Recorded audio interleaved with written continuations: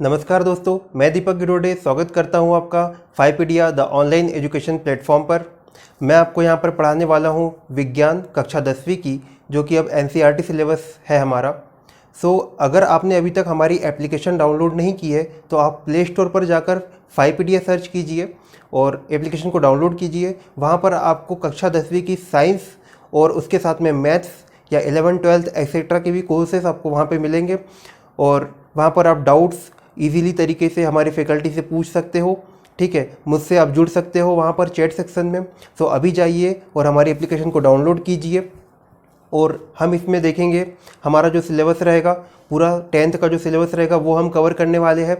ठीक है, इसमें मैं आपको जो है प्रॉपर पीडीएफ नोट्स प्रोवाइड करवाऊंगा। डेली प्रैक्टिस प्रॉब्लम्स की डीपीपी आपको मिलेंगी वीकली और मंथली में। आपको ऑनलाइन टेस्ट जो है प्रोवाइड किए जाएंगे विथ सॉल्यूशंस। अगर आपको टेस्ट में कोई डाउट आता है तो आप मुझसे पूछ सकते हो। चलिए अब हम जान लेते हैं कक्षा 10वीं के सिलेबस के बारे में। हम जो है ये हिंदी माध्यम में पढ़ने वाले हैं। ठीक है, हिंदी मीडियम। तो इसमें सिलेबस में हमें जो है टोटल 16 चैप्टर मिल जाते हैं, 16 चैप्टर मिलते हैं।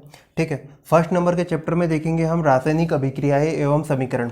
इस चैप्टर की बात करें तो हम इसमें लिखेंगे, समझेंगे क्या कि रासायनिक अभिक्रियाएं क्या होती है, उनका समीकरण किस तरीके से लिखते हैं। ठीक है, शब्द समीकरण कैसे लिखते हैं। उसके बाद में इसे इंग्लिश में हम मेन याद रखना है हमें, केमिकल रिएक्शंस एंड इक्वेशंस।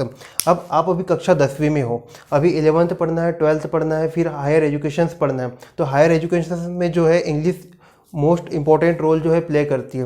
आपको हिंदी मीडियम में है तो ये इसका मतलब ये नहीं कि इंग्लिश के वर्ड आपको पढ़ना ही नहीं है, इंग्लिश के वर्ड भी आपको याद रखना है। मतलब आपको पता रहना चाहिए कि रासायनिक अभिक्रियाओं को इंग्लिश में क्या कहते हैं, केमिकल रिएक्शंस कहते हैं।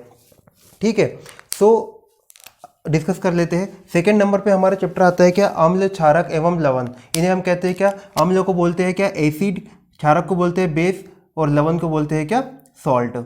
ठीक है, उसके बाद में आता है तीसरे नंबर पे आता है धातु और अधातु। धातु और अधातु मतलब कि लोहा वगैरह जो होता है, तो इन्हें बोलते हैं क्या, धातु को बोलते हैं मेटल और नॉन मेटल किसे बोलते हैं, अधातु को बोलते हैं। ठीक है, फोर्थ नंबर के चैप्टर की बात करें तो आता है क्या, कार्बन एवं उसके यौगिक। यौगिक के लिए क्या आएगा, कंपाउंड आएगा। ठीक है, साथ में मैं आपको इंग्लिश भी बता रहा हूँ। क्यों बता रहा हूँ, क्योंकि इंपॉर्टेंट रोल प्ले करता है।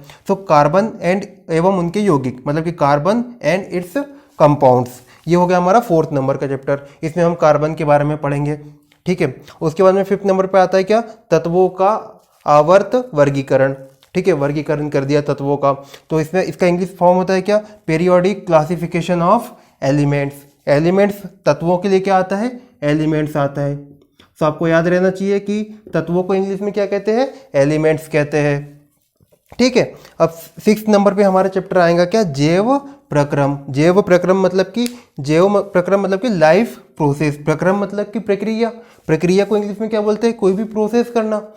ठीक है, तो प्रक्रम मतलब प्रोसेस और जैव मतलब कि जीने के लिए, मतलब कि लाइफ की जो प्रोसेस होती है वो, उसके बारे में हम पढ़ेंगे। ठीक है, उसके बाद में 7th नंबर पे आ जाता है क्या, नियंत्रण एवं समन्वय। नियंत्रण एवं समन्वय, नियंत्रण के लिए आता है क्या, कंट्रोल, और समन्वय के लिए आता है क्या, कोऑर्डिनेशन। मतलब कि control and coordination. 8th number पे आ जाते हैं। 8th नंबर का जो हमारा टॉपिक है उसमें हम पढ़ने वाले हैं क्या, जीव जनन कैसे करते हैं। ठीक है, जीवों का जनन, जिसको हम पढ़ेंगे हाउ डू ऑर्गेनिज्म्स रिप्रोड्यूस। ठीक है, उनका जनन प्रजनन ये सब हम चैप्टर नंबर 8 में सीखेंगे। ये हो गए हमारे 8 चैप्टर्स। बात कर लेते हैं चैप्टर नंबर 9 की। चैप्टर नंबर 9 में हम पढ़ने वाले हैं क्या, आनुवांशिकता एवं जैव विकास। ठीक है, हेरिडिटी एंड इवोल्यूशन। ठीक है, उसके बाद में 7th नंबर पे जो है इंपॉर्टेंट टॉपिक है, इससे क्वेश्चंस आते ही है। इसलिए आता है कि प्रकाश परावर्तन एवं अपवर्तन। जो सूर्य प्रकाश आता है उसका परावर्तन किस तरीके से होता है, अपवर्तन किस तरीके से होता है, ये सब हम पढ़ेंगे। परावर्तन मतलब कि इंग्लिश फॉर्म में होता है कि इसका रिफ्लेक्शन, और अपवर्तन का मतलब होता है क्या, रिफ्रैक्शन। रिफ्लेक्शन और रिफ्रैक्शन डाउट इसमें आना नहीं चाहिए। इसमें क्या है, एल है, इसमें क्या है, आर है। परावर्तन में रिफ्लेक्शन है, अपवर्तन में रिफ्रैक्शन है। इसकी फुल डेफिनेशन जो है हम चैप्टर में पढ़ेंगे, होता क्या है एक्चुअल में वो भी हम डायग्राम के साथ में जो है पढ़ेंगे चैप्टर में। ठीक है, बात कर लेते हैं 11 में हमारे पास आँख होती है, तो उसी से रिलेटेड ये जो है आँख पे रिलेटेड चैप्टर है ये है मानव नेत्र एवं रंग बिरंगा संसार। ठीक है, मतलब कि हमारी आँख और रंग बिरंगा संसार। तो ना आँख को क्या कहते हैं, नेत्र को बोलते हैं आई, मानव के लिए आ गया ह्यूमन, रंग बिरंगा कलरफुल, संसार मतलब कि वर्ड, मतलब कि human I and colourful word. ठीक है, तो ये इसमें हम पढ़ेंगे, इसमें बहुत सारी चीज़ें हमें पढ़ने को मिलेगा, बहुत इंटरेस्टिंग चैप्टर है ये। ठीक है, मज़ा आएगा आपको पढ़ने में। बाकी तो 10th का जो पूरा सिलेबस जो है साइंस का बहुत इजीली तरीके से पढ़ेंगे और बहुत अच्छे से पढ़ेंगे, डायग्राम के साथ पढ़ेंगे, बहुत मज़ा आने वाला है। तो एंड तक आपको सारे लेक्चर्स देखना है, प्रॉपर नोट्स भी बनाना है। ठीक है, अगर कोई डाउट आता है तो आप मुझसे पूछ सकते हो। ठीक है, उसके लिए मैंने आपको बता ही दिया है कि आपको हमारी एप्लीकेशन में जाना होगा, अगर आपने एप्लीकेशन डाउनलोड नहीं करी है तो। ठीक है, उसके बाद में क्या हो जाएगा, जो कि आपको प्ले स्टोर पे मिल जाएगी।